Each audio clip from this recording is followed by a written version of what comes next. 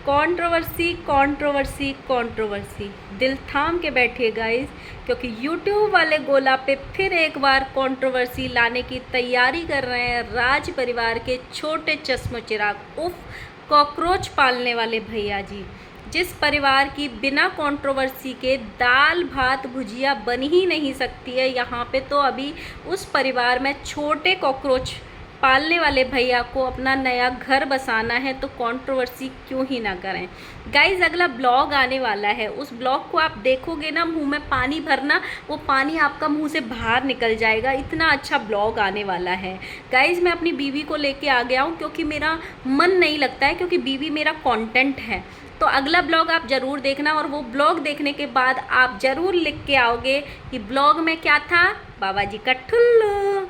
सो hello guys, Radhe Radhe, जय श्री कृष्णा। स्वागत है एक और नए वीडियो में। आई होप सब अच्छे होंगे, स्वस्थ होंगे, मस्त होंगे, और जहाँ भी होंगे तंदुरुस्त होंगे। अगर आपको मेरी वीडियो अच्छी लगती है तो प्लीज़ गाइज वीडियो को लाइक ज़रूर करना है, आपको वीडियो को कमेंट ज़रूर करना है, और जिन लोगों ने भी सब्सक्राइब नहीं किया हुआ है प्लीज़ गाइज सब्सक्राइब कर देना।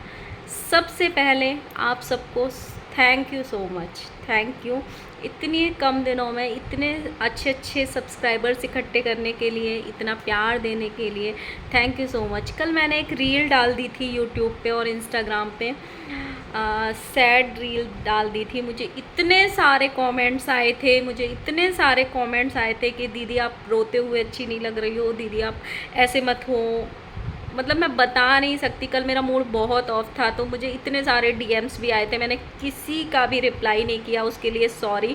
क्योंकि जब मैं एक अलग जोन में चली जाती हूँ तो मैं किसी का रिप्लाई नहीं कर पाती हूँ, तो उसके लिए एक्सट्रीमली सॉरी। पर इतना प्यार करने के लिए थैंक यू दिल से।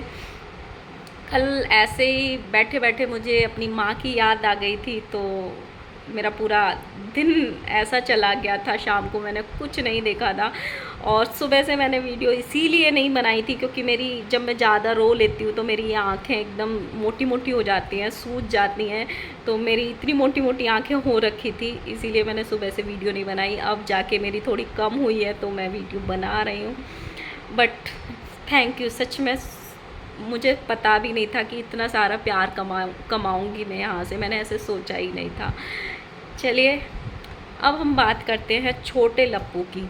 छोटा लप्पू बैक टू बैक वीडियो पे वीडियो ला रहा है अपनी माँ को टारगेट करने का। पर मुझे सबसे पहले तो भाई इनके घर में डेथ हुई है, माता जी अपना अलग रोना रो रही हैं, और छोटा लप्पू अपना अलग माँ को टारगेट कर रहा है, और बड़ा लप्पू तो इस घर का हिस्सा है ही नहीं, वो अपनी अलग दुनिया में लगा पड़ा है। डेली पकवान खा रहा है, डेली नए कपड़े पहन रहे हैं पति पत्नी, क्योंकि सूतक तो उसके लिए लागू नहीं है ना, क्योंकि बाबा के सूतक पोतों को नहीं लगते हैं। बाबा की ही डेथ हुई है शायद इनके यहाँ पे, तो बाबा के सूतक पोते पोती को नहीं लगते हैं, इसलिए लप्पू अपना अलग ही लगा पड़ा है। डेली उसकी बीवी कढ़ाई रखती है, कढ़ाई में तेल चढ़ाती है, डेली पकवान तलती है, और डेली नए कपड़े पहन पहन के प्रमोशन करती है। इनको 12 दिन तक भी शर्म नहीं है। सोचो, जो अपने इतने पास के रिश्तों के नहीं होंगे वो दुनिया के क्या ही भला सोचेंगे। इतने गिरे हुए लोग हैं ये लोग, इतना सोचो तो। और माता जी अपना पूरा सूतक का पूरा फॉलो कर रही हैं, मतलब वो बेचारी लिपस्टिक तक नहीं लगा पा रही हैं, क्रीम पाउडर तक नहीं लगा पा रही हैं।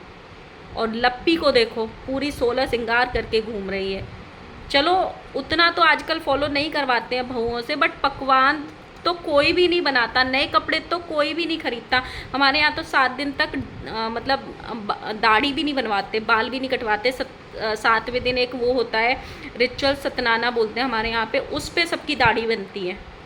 बट बता ही नहीं भाई इन लोगों का क्या ही होगा, क्या ही होगा। इधर छोटा लप्पू इतना बेशरम यार, कम से कम 12 दिन तक तो रुक जाओ, 12 दिन तक की तो शर्म कर लो। लगा पड़ा है अपनी माँ को गालियाँ खिलवाने के, क्योंकि उसके पास कोई कंटेंट नहीं है। कंटेंट के नाम पे छोटे लप्पू को कुछ ब्लॉग नहीं बनाना आता है। वो क्या बोलता है, क्या ब्लॉग बनाता है, अपनी बातों पे अपने आप ही बैकग्राउंड में हंसी लगा लेगा, समझेगा कि मैंने पता नहीं कितना बड़ा मैं कॉमेडी आर्टिस्ट बन गया हूँ। उसका एक बात पल्ले नहीं पड़ता है। मैं अपनी बीबी को ले आया हूँ, अब आपको बहुत मज़ा आने वाला है। कल इतना अच्छा ब्लॉग आएगा कि हम रूम का टूर कराएंगे। भाई इस रूम का टूर रोज़ करते हैं क्योंकि तुम उसी घर में रहते हो, क्या टूर कराओगे रूम का। हाँ, पहले उन कॉकरोचों को तो भगा लो जो घर में अपना घर बना के बैठे हैं।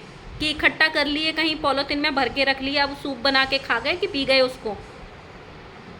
मतलब मैंने इतना बेशरम इंसान नहीं देखा। बताओ, डेथ हुई है और माँ के अगेंस्ट वीडियो पे वीडियो बना रहा है और हर वीडियो में माँ के अगेंस्ट बोल के बोलता है। ये मैं हंसी मजाक में बोल रहा हूँ, इसको सीरियसली मत लेना। इसने पहले बोला था, 2 दिन पहले के वीडियो में या कल के वीडियो में बोला था, मेरी मम्मी बार बार बोलती है मेरा घर है मेरा घर है, इस वजह से हमको अपना कुछ करना है, क्योंकि मुझे ये बहुत बुरा लगता है जब मम्मी बोलती हैं ऐसा। क्यों नहीं बोले भाई, उन्होंने अपनी मेहनत से खड़ा किया है, क्यों नहीं बोलेंगी वो अपना घर। मैं तो बोलती हूँ दुनिया के हर माँ बाप को जब तक वो जिंदा रहते हैं अपने बच्चों को अपनी प्रॉपर्टी बांटनी ही नहीं चाहिए। क्यों दे दें वो तुमको अलग अलग, अपना खरीदो अपना बनाओ।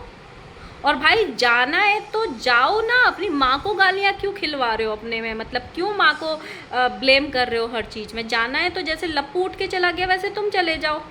क्या करेगी माँ, 4 दिन ब्लॉग बनाएगी शांत बैठ जाएगी।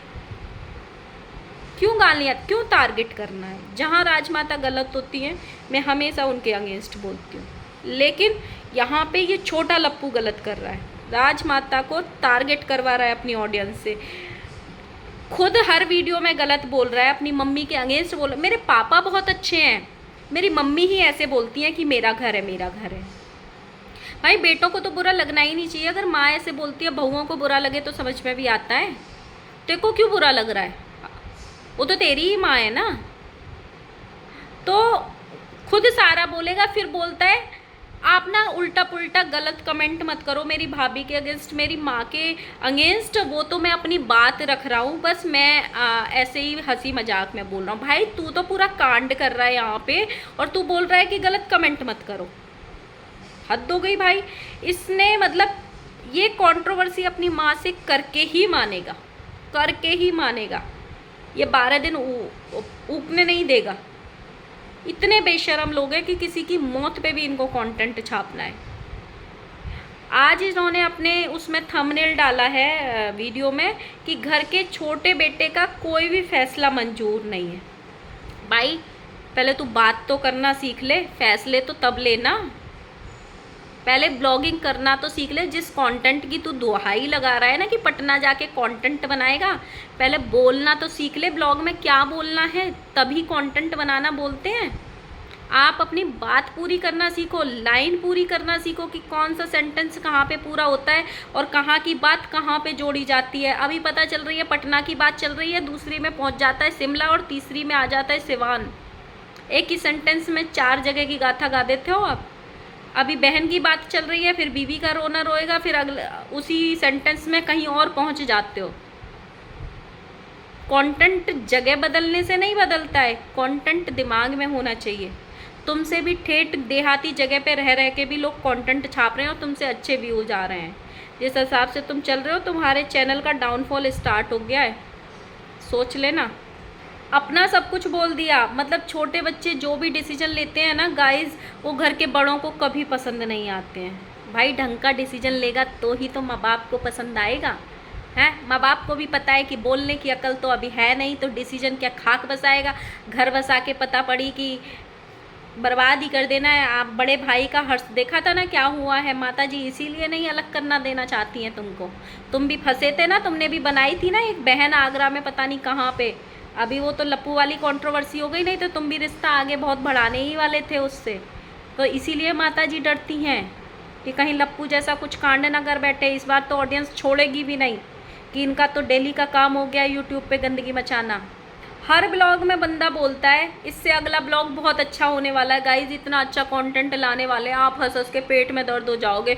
ज़रूर इंतज़ार करना, अगला ब्लॉग बहुत अच्छा। ऐसा करना, आप अपने अपने मुंह में पानी भर के बैठना और जब आप ऐसे ब्लॉग देखोगे तो वो पानी मुंह में से निकल जाएगा। मैं इस बात की गारंटी लेता हूँ। बताओ, मतलब जितने भी मेरी ऑडियंस है ना, जितने भी लोगों तक मतलब पहुंच दिया ये वीडियो, बताओ भाई ऐसा भी कोई कंटेंट बनाता है? बताओ अपनी ऑडियंस को ऐसे कौन बोलता है? भाई कंटेंट दिखाना पड़ता है। अपने बैकग्राउंड में हंसी वाली साउंड डालने से लाफिंग साउंड डालने से वो कंटेंट हंसी वाला नहीं हो जाता है, अपनी ही बातों पे खुद ही हंस लेता है। भाई अजीब ही आदमी है भाई, छोटा लप्पू, सॉरी कॉकरोच वाला पालने वाला भैया बहुत ही अजीब है, बहुत ही अजीब है। आज इसको कमेंट्स आए, वो कमेंट्स कुछ पढ़ लेते हैं। आज पैसे भी छोटा लप्पू चालू हो गया है, कमेंट सारे होल्ड पे डाल दिए हैं, अच्छे अच्छे कमेंट्स रखे हैं जो ये बोल रहे हैं ना, भैया आप सही डिसीजन ले रहे हो, अपना कुछ करना चाहिए, आप एकदम सही बोल रहे हो। वो ही 10-15 कमेंट इसने रखे हैं, बाकी के सारे इसने होल्ड पे डाल दिए हैं। एक कमेंट आया, मैंने पहले ही कहा था कि ये पूरा कंट्रोवर्सी के मूड में है, जाना है तो जा, सीधा ही चले जाना, क्यों इज्जत की धज्जियाँ उड़ा रहा है अपनी और अपने पेरेंट्स की। और ये सही बात है, ये अपनी माँ को बिना बात के टारगेट कर रहा है और हर वीडियो में ये बोल के जाता है कि मेरे पापा तो बहुत अच्छे हैं, मेरे पापा कुछ नहीं बोलते हैं, लेकिन मेरी मतलब इनडायरेक्ट वे में मेरी माँ बहुत बुरी है, मेरी माँ ही मुझे कुछ नहीं करने दे रही है, मेरी माँ ही मुझे नहीं जाने दे रही है, मेरी माँ ही मुझे आगे बढ़ते हुए नहीं देखना चाहती है। ये हर वीडियो में ये अलग से मेंशन करके जाता है, अपने पापा को बचा के चला जाता है और माँ पे सारा ठीकड़ा फोड़ के चला जाता है और फिर लास्ट में बोलता है मैं ये सब मजाक मजाक में बोल रहा हूँ, आप गलत कमेंट्स मत करना।